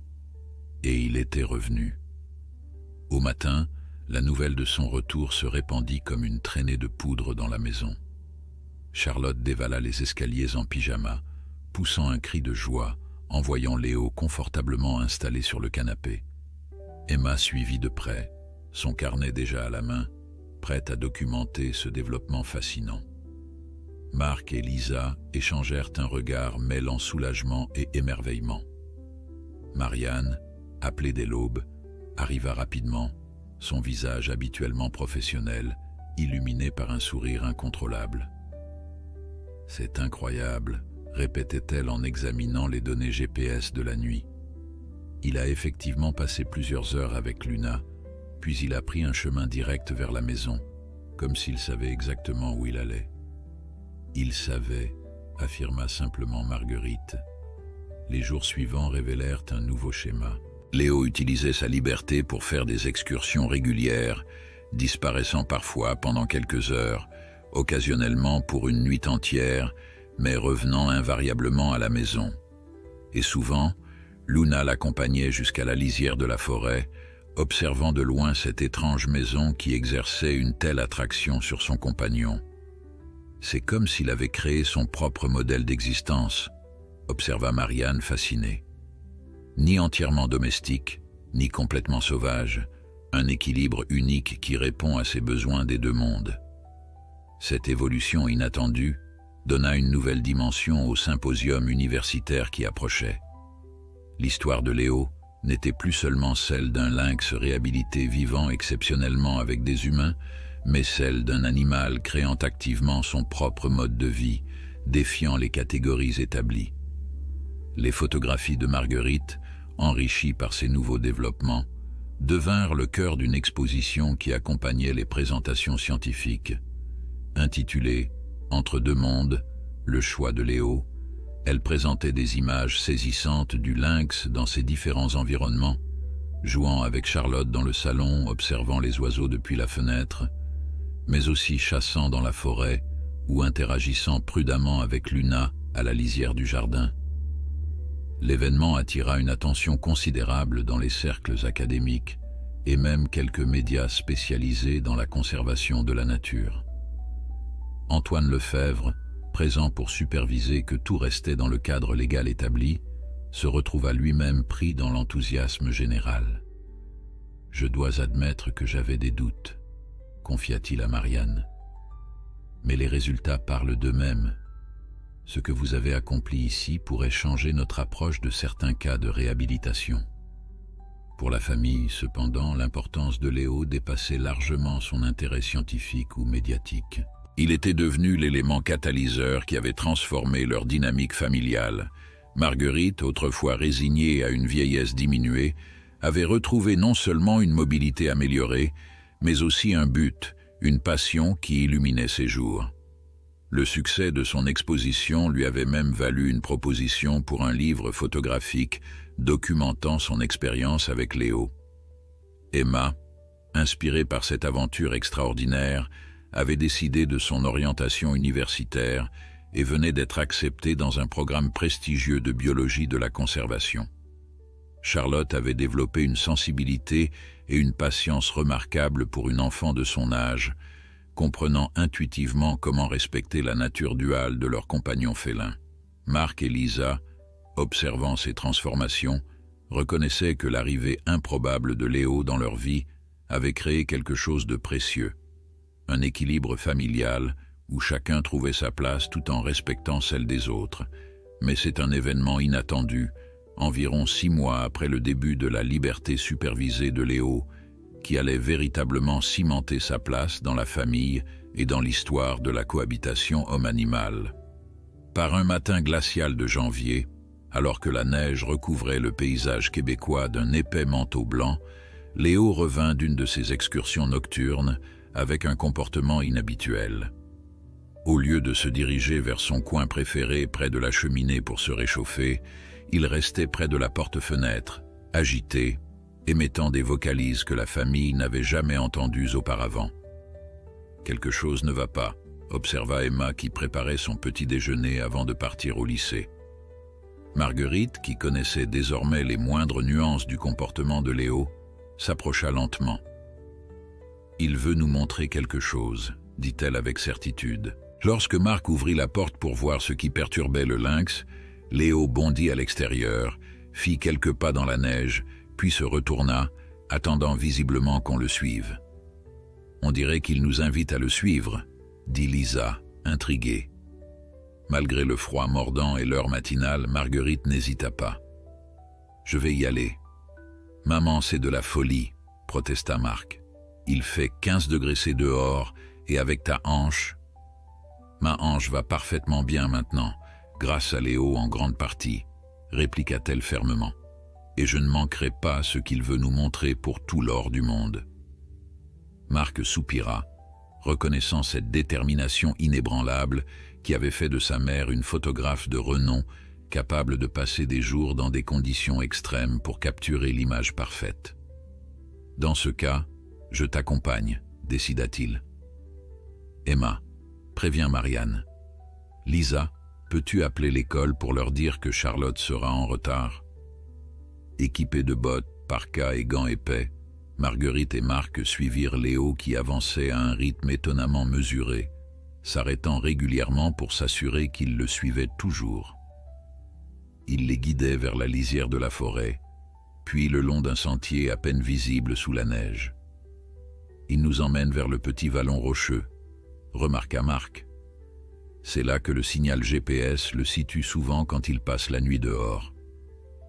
Après environ 20 minutes de marche prudente, Léo s'arrêta au bord d'une petite clairière entourée de rochers.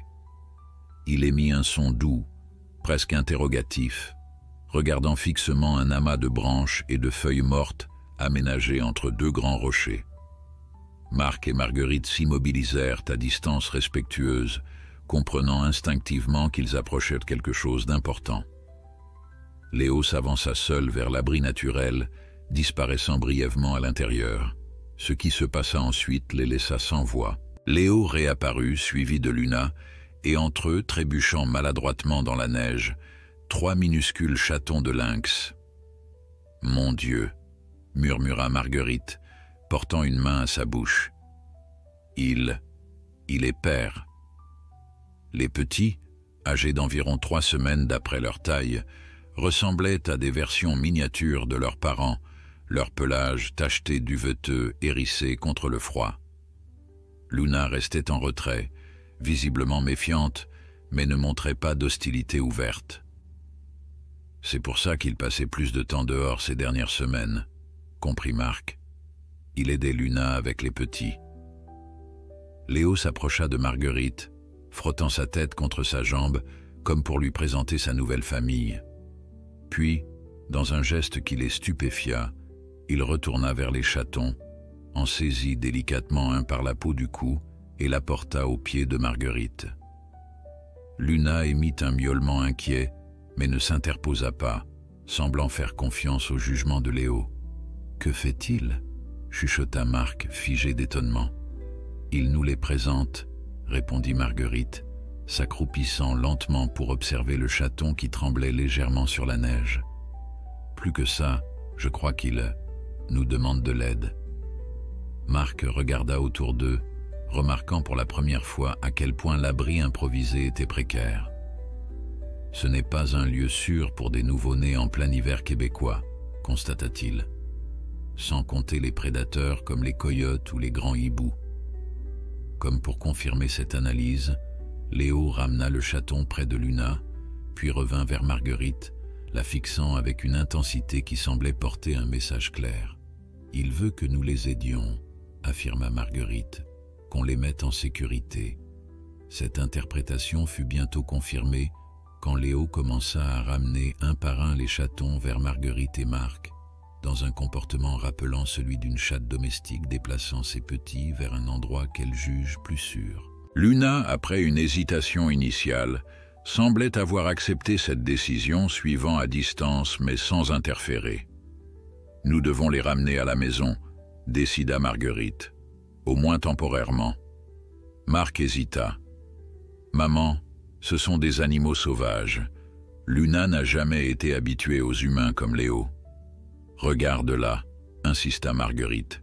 « Elle est épuisée, probablement affamée, et ses petits ne survivront pas dans ce froid avec un abri aussi précaire. Léo le sait, c'est pour ça qu'il est venu nous chercher. » Face à la détermination de sa mère et au comportement extraordinaire de Léo, Marc céda. Avec d'infinies précautions, ils recueillirent les 3 chatons dans la parka que Marc avait retirée. Luna les suivit à distance tandis qu'ils reprenaient le chemin de la maison, Léo faisant la navette entre sa compagne sauvage et ses amis humains, comme pour rassurer chaque partie. L'arrivée de cette procession inattendue à la maison provoqua une explosion d'émotions. Charlotte poussa un cri de joie en voyant les chatons. Emma sortit immédiatement son appareil photo pour documenter l'événement et Lisa prépara rapidement un espace chaud et confortable dans une grande caisse en bois doublée de couvertures. Marianne, qui avait été appelée par Emma, arriva en un temps record, son visage oscillant entre l'émerveillement professionnel et la stupéfaction personnelle. « C'est sans précédent », répétait-elle en examinant prudemment les chatons que Marguerite avait installés dans leur abri improvisé. Un lynx semi-apprivoisé qui amène délibérément sa progéniture sauvage vers des humains. Le plus surprenant restait le comportement de Luna. Alors que tous s'attendaient à ce qu'elle reste à l'extérieur, méfiante, elle avait finalement suivi Léo dans la maison, sa préoccupation maternelle l'emportant sur sa peur naturelle des humains. Elle restait à distance, tapie dans un coin de la pièce, ses yeux dorés ne quittant jamais ses petits, mais permettant aux humains de s'en approcher sous la supervision de Léo. « Elle lui fait confiance », observa Emma. « Elle accepte son jugement que nous sommes sans danger. »« Pas sans danger », corrigea Marianne. « Nécessaire. Elle comprend que ses petits ont besoin de notre aide pour survivre. » Les heures suivantes furent consacrées à organiser cette cohabitation improbable. Marianne, en tant qu'experte, dirigeait les opérations avec une autorité bienveillante. « Les chatons ont environ 3 semaines, » confirma-t-elle après un examen attentif. « Ils sont nés plus tôt que la saison habituelle, ce qui explique la précarité de leur situation. Luna a probablement eu du mal à trouver un abri adéquat. » Un espace fut aménagé dans la pièce qui servait habituellement de bureau à Marc, la plus calme de la maison, avec une porte qui pouvait être fermée pour isoler la petite famille féline quand nécessaire. Une litière fut improvisée et Marianne prépara un supplément nutritionnel pour Luna, visiblement amaigrie par l'effort de nourrir 3 petits. « Combien de temps devront-ils rester ?» demanda Lisa, partagée entre l'émerveillement et l'inquiétude pratique de cette situation extraordinaire. « Idéalement jusqu'à ce que les chatons soient sevrés et assez forts pour affronter l'extérieur, » répondit Marianne, « environ 6 à 8 semaines. Mais tout dépendra de Luna. Si elle montre des signes de stress excessif, nous devrons envisager d'autres solutions. » Contrairement à toutes les attentes, Luna s'adapta avec une rapidité surprenante. Si elle restait méfiante envers Marc et Lisa, gardant ses distances et émettant occasionnellement un grondement d'avertissement s'il s'approchait trop de ses petits, elle semblait avoir développé une tolérance particulière pour Marguerite. « C'est parce qu'elle sent l'odeur de Léo sur toi », suggéra Emma. « Et probablement parce qu'elle te voit interagir avec lui quotidiennement. Quels que soient les mécanismes à l'œuvre, un équilibre fragile mais fonctionnel s'établit dans la maisonnée. Les chatons, baptisés Nico, Zora et Taïga par Charlotte après d'intenses négociations familiales, devinrent le centre d'attention. Leur développement était documenté méticuleusement par Emma et Marianne, tandis que Marguerite capturait des images saisissantes de cette famille féline improbable. Antoine Lefebvre, informé de la situation, vint constater par lui-même ce développement extraordinaire. Sa réaction initiale de préoccupation légale céda rapidement devant la réalité de ce qu'il observait. « C'est une opportunité scientifique sans précédent, admit-il. une fenêtre sur des comportements jamais documentés auparavant. Le cas Léo, comme on l'appelait désormais dans les cercles académiques, évolua ainsi vers le cas famille Léo, attirant l'attention de spécialistes internationaux. Des demandes d'entretien et de documentation affluaient, que Marianne filtrait soigneusement pour protéger la tranquillité de cette situation unique. Pour Marguerite, cependant, l'importance scientifique passait au second plan derrière le miracle quotidien dont elle était témoin. Chaque jour, elle passait des heures à observer silencieusement les interactions entre Léo, Luna et leurs petits, capturant occasionnellement des images mais souvent se contentant simplement d'être présente, acceptée dans ce cercle familial hybride entre sauvage et domestique. Un après-midi, alors que les chatons, désormais plus assurés sur leurs pattes, jouaient sous la supervision vigilante de leurs parents, Marguerite eut une révélation qui la fit sourire. Au crépuscule de sa vie, après avoir parcouru le monde pour documenter la vie sauvage, c'est dans le salon de son fils qu'elle avait trouvé la connexion la plus pure avec la nature qu'elle avait toujours cherchée. Au fil des semaines, les 3 chatons grandirent à une vitesse impressionnante. Nico, le mâle, était le plus aventureux, explorant chaque recoin de la pièce qui leur était dédiée avec une curiosité insatiable.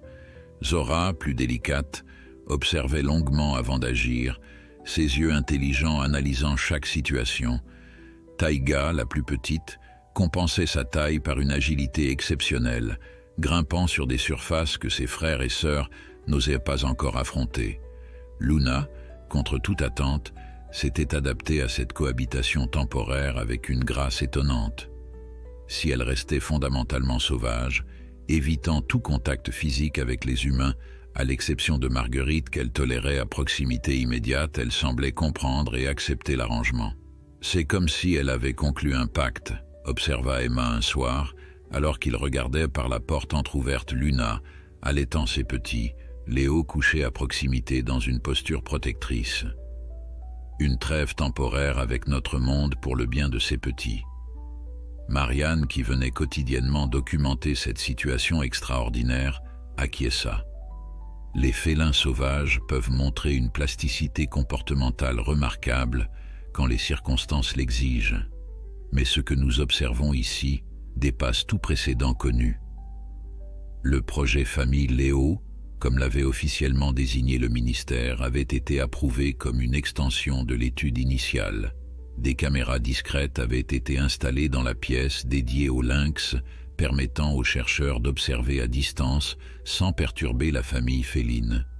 Un article préliminaire coécrit par Marianne et Emma, cette dernière ayant été exceptionnellement incluse malgré son jeune âge, en reconnaissance de ses observations méticuleuses, avait été accepté dans une prestigieuse revue scientifique. À mesure que les chatons approchaient de leur 8e semaine, la question de leur avenir devenait pressante. Une réunion fut organisée avec Antoine Lefebvre et une équipe du ministère pour discuter des options. L'idéal serait un retour progressif à la vie sauvage, expliqua Antoine. Luna est pleinement capable de leur enseigner les compétences nécessaires et Léo pourrait servir de pont entre les deux mondes, si j'ose dire. La décision fut prise de construire un enclos de transition à la lisière de la forêt, où Luna et les chatons pourraient commencer leur adaptation, tout en restant dans un environnement protégé. Léo, avec sa liberté d'aller et venir, pourrait continuer à interagir avec eux, tout en maintenant sa connexion avec la famille. Le jour du transfert arriva plus vite que prévu. Une matinée ensoleillée de mars, l'air encore frais mais portant déjà les promesses du printemps. Luna semblait sentir que quelque chose se préparait, plus agité que d'habitude, ses yeux dorés suivant chaque mouvement des humains avec une attention redoublée. Marianne supervisa l'opération avec l'aide de 2 assistants du centre. Les chatons furent placés dans des cages de transport spéciales, Luna dans une plus grande, et le convoi se dirigea vers l'enclos de transition situé à environ 1 kilomètre de la maison. Toute la famille accompagna le transfert, même Marguerite qui insista pour marcher tout le trajet, malgré les protestations de Marc. « Je leur dois bien cela », dit-elle simplement. L'enclos, spacieux et soigneusement aménagé pour reproduire un habitat naturel, impressionna même Luna qui, une fois libérée, l'explora méticuleusement avant d'appeler ses petits. Les chatons, après la confusion initiale du transport, se précipitèrent vers leur mère puis commencèrent à leur tour à découvrir ce nouvel espace avec une excitation évidente. Léo, qui les avait suivis à distance pendant tout le trajet, s'approcha de la clôture, reniflant l'air, visiblement tiraillé entre son désir de rejoindre sa famille féline et son attachement à sa famille humaine. « Il peut entrer et sortir comme il veut », rappela Marianne en montrant la petite ouverture spécialement conçue pour lui. Le choix lui appartient.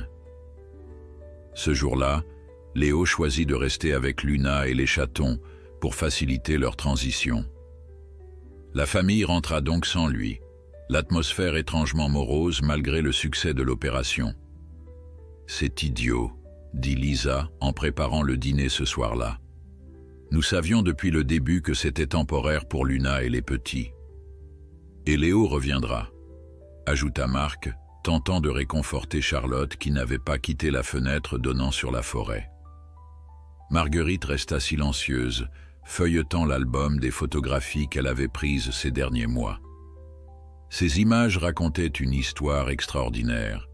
Le lynx orphelin qui avait trouvé refuge auprès d'elle, leur connexion qui avait défié toutes les attentes, puis l'arrivée improbable de Luna et des chatons, créant une famille hybride entre deux mondes.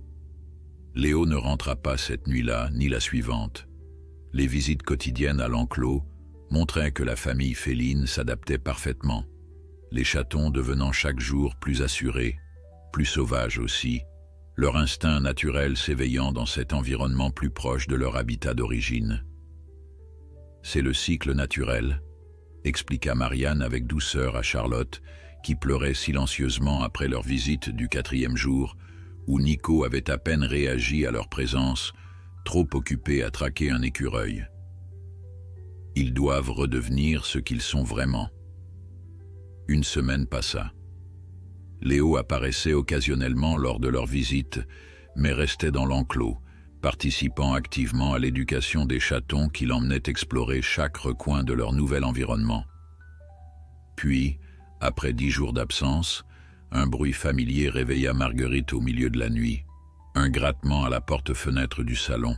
Son cœur fit un bond. Elle se leva, ne prenant même pas sa canne, et se dirigea vers le salon baigné de clair de lune. Léo était là, attendant patiemment d'être admis, comme s'il n'était parti que pour une promenade de routine. Marguerite ouvrit la porte, s'attendant à ce qu'il entre directement. Mais le lynx resta sur le seuil, la regardant avec ses yeux intelligents qui semblaient toujours communiquer plus que des mots ne pourraient exprimer. « Qu'y a-t-il » murmura-t-elle. Léo émit un son doux, presque interrogatif, puis fit quelques pas en arrière, l'invitant clairement à le suivre.